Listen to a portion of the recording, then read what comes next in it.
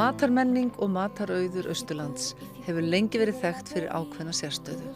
Ekki langt síðan að haldnir voru þrennir viðburðir á Austurlandi sem allir snýra á því að kynna matarauðinn og því lék okkur forvitni á að vita hverju þetta sætti. Já, það stendur þannig á því að við hjá Austurbrú höfum verið að vinna markvisst að því að kortleggja stöðu matvælaframleiðenda á Austurlandi og við sóttum styrk 2019 í Matarauð Íslands fyrir verkefni sem heitir Matarauður Austurlands og það sem við byrjum að gera var í rauninni að kortleggja svæðið, finna matvælaframleiðendurna og við tókum djúpviðtöl við framleiðendur og fórum í svona rannsóknarvinnu og þá kom fram bæði þegar við töluðum við matvælaframleiðendurna og síðan veitinga- og söluaðila að það var mikil þörf á að tengja saman þessa tvo hópa og þess vegna ákváðum við að halda matarmót. Matarmót tengir saman og bæði framleiðendurnir og veitingaaðilar kölluðu eftir því að það væri hægt að finna einhvers konar vettvang þannig að þeir gætu hist og rætt saman það hvernig við getum hjálpast að við að gera austfirsk matvæli sýnileg, hvernig bæði framleiðendur geta unnið saman innbyrðis og síðan hvernig veitinga og söluaðilar geta nálgast vörur sem verið er að framleiða. Þið finnið væntanlega fyrir því eins og bara í heiminum almennt, það er að leita að matnum og matarmenningunni á viðkomandi svæði. Það er akkúrat það og það er eins og þið kannski vitið þá er Austurland mjög víðfeðmt og það er alveg bara galið hvernig flutningsleiðir eru erfiðar innan svæðinsins og við heyrum sögur af því að vörur sem að fólk eru að kaupa milli byggðarlaga þær fara stundum fyrst til Reykjavíkur áður en að þær komast á réttan stað, kannski byggðarlagi sem er bara við hliðina, þannig að það er mikil krafa að þetta verði lagað og okkur langar einmitt til þess að leggja okkar mörkum til þess að gera það.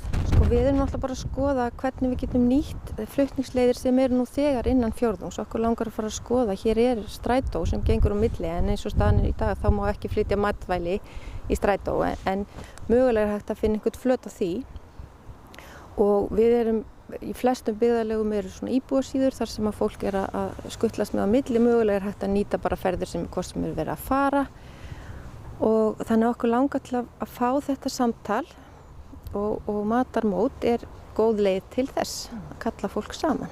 Ég lít þannig á að við erum fá en við erum frábær og ég held að leið og við áttum okkur öll á því að við erum sterkari þegar við vinnum saman að þá gerast góðir hlutir.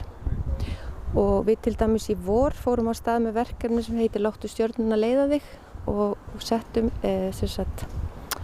við merktum austfirsku matvæli sérstaklega í austfirsku matvöruverslunum og okkur langar að fylgja því verkefni eftir áfram og þannig erum við að hvetja austfirska framleiðendur til þess að láta verslunarnir vita af sér og verslunarstjórarnir eru bara standby þegar einhver hringir og tilbúnir að selja þá vöru.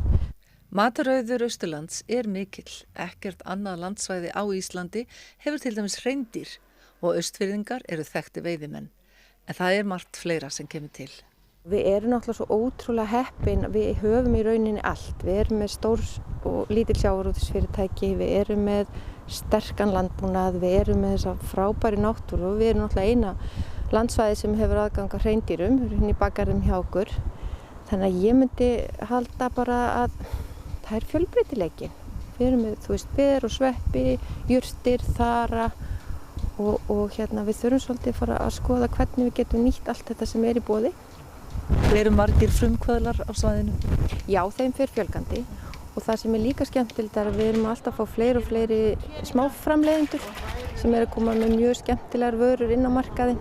Á matarmóti erum við að tengja saman risastóru aðalna okkar eins og stór sjávarútvegsfyrirtæki, stór bíli og síðan þessa litlu einyrkjar sem að mögulega geta fundið flöt á samstarfi.